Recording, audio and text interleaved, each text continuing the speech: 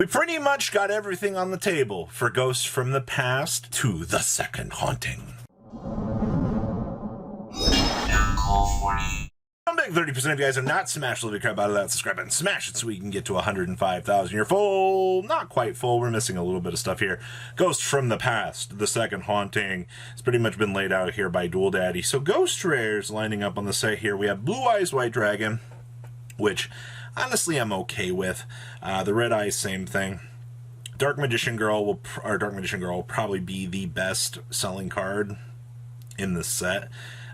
With, you know, the more vintage stuff right behind, at least in my opinion. Cyber Dragon and the Dark Arm Dragon are pretty cool in terms of, once again, like, more sought after things. But, you know, we got double ultimate Cyber Dragons at this point. You know, I don't really see much of a reason or a want to kind of expand on those. Now, I think the big one in this set is the fact that Sphere Mode is getting a Ghost Rare, which is actually freaking fantastic. And that pretty much will complete the Winged Dragon Rog, except for, you know, Immortal Phoenix Mode.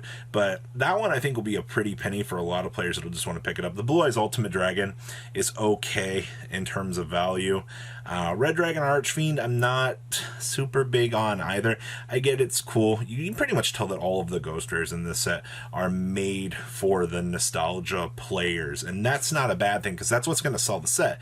It's going to be those duelists that want to collect these cards and pick them up, and that leads me to the last one here, which is the legendary Eye of Timaeus here, which you can pretty much tell, all things considered, that among all of these, except for, I think, Sphere Mode, even though Sphere Mode does have a tie into Raw, but all of these do have immediate applications back to the former player base, and even like a little spin on for some nice little upgrades for some of the vintage formats for players to want to explore. So I will give it to Konami. They did relatively well in terms of design for this set, at least for that purpose here. Now, once we start getting into the nitty-gritty of this here, we are finally getting Zenith, which is good. We're getting one of the big DDD boss monsters, which, you know, it amazes me how long some of this stuff has been paywalled behind in such a long matter here. They also dropped Neos Cougar in here, which actually really caught me off guard. I figured they would save Neos Cougar for Legendary Duelist 3, because, you know, they always kind of do that little insert promo type of card into those little promotional sets, but they just opted to dump it here, which is, I guess, a kind of very interesting discussion point there. Odd Eyes Revolution Dragon also making it in here means that 2 level 4 monsters, without, you know, having to use like an additional extender besides the Odd Eyes, will now give you a 4 material Zeus, which in my opinion is really important. Heat Soul and Friends we knew about here. Now I see that we also got the entire fairy structure deck in here. Now I'm going to be honest with you, ladies and gentlemen. I am happy that we're finally getting this in here, but we're probably going to follow suit with the Dark World structure deck next year. You're probably not going to see that structure deck turning up anytime soon, which is kind of really disappointing. See, we got imports and some of the Infernity stuff in here, which is good. We got the other Fossil Skull cards, which we've been waiting for. Brute Enforcer is in here. You have no idea how excited I am for this. And you also kind of notice here that a lot of like the random V-Jump promos that were out in Japan are actually getting imported into this set as well. I mean, do they have any sort of crazy value? In my opinion, no, but we did need a place to kind of dump in the filler-esque cards to kind of bring this up to speed, which it looks like happened. Which, okay, outside of that, of course, you're getting the other agent stuff imported in here as well for reprints. Now, so move on along here, we got more agent stuff here, more Vision Hero? Oh, so this is what made the community very ecstatic. All right, Faris and Increase getting some heavy needed reprints, man. Like, holy moly, we have needed Faris to get or calm down in price for a little while. I do agree that these were very good reprint calls. Heroes being paywalled behind the enormous price tag that was Faris was actually devastating to me.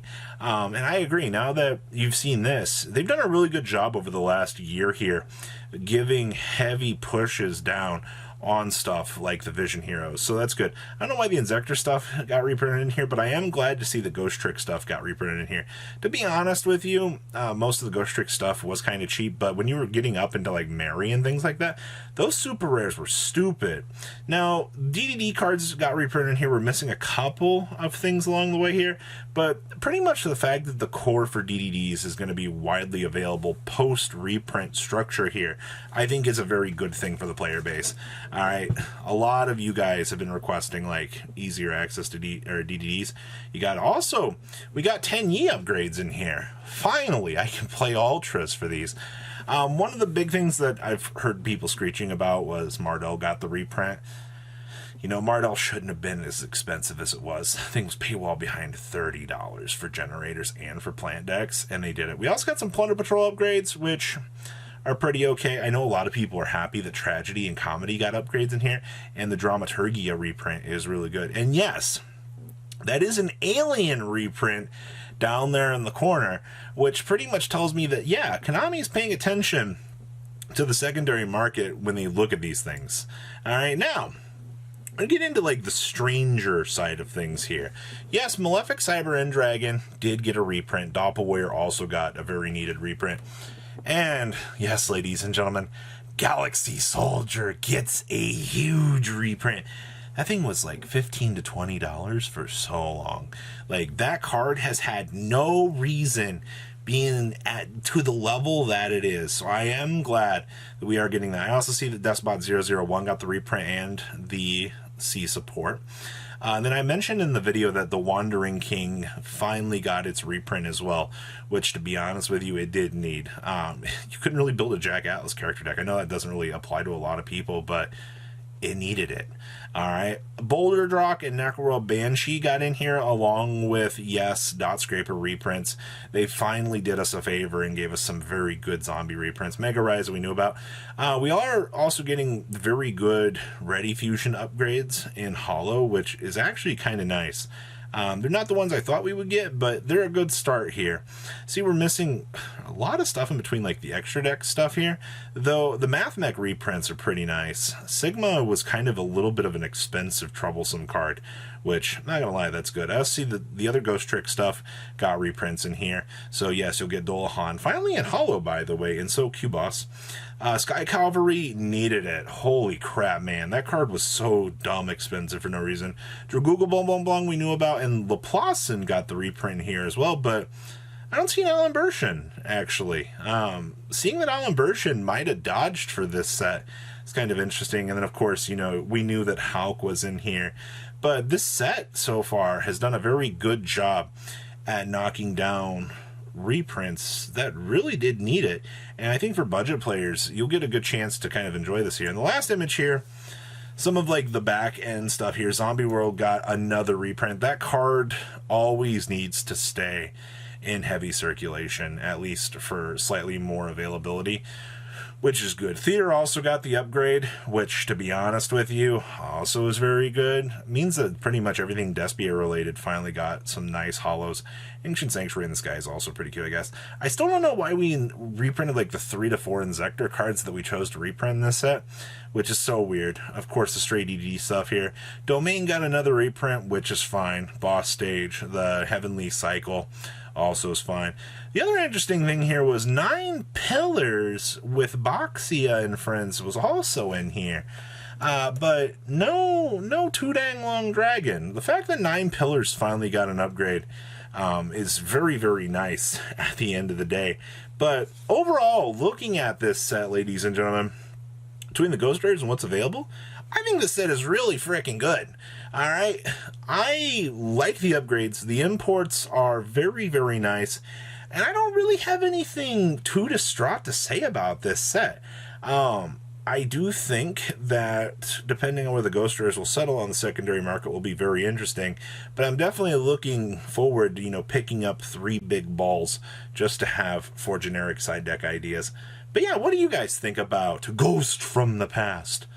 The Second Haunting. Please leave a comment down below. Tell me what you guys think. Make sure you guys smash the crap out of that subscribe button. I'm very curious to know what the missing cards will be, but I guess we'll have to wait for another day for that. I'll see your beautiful faces back here later in the day, guys. Peace out. patrons. Thank you.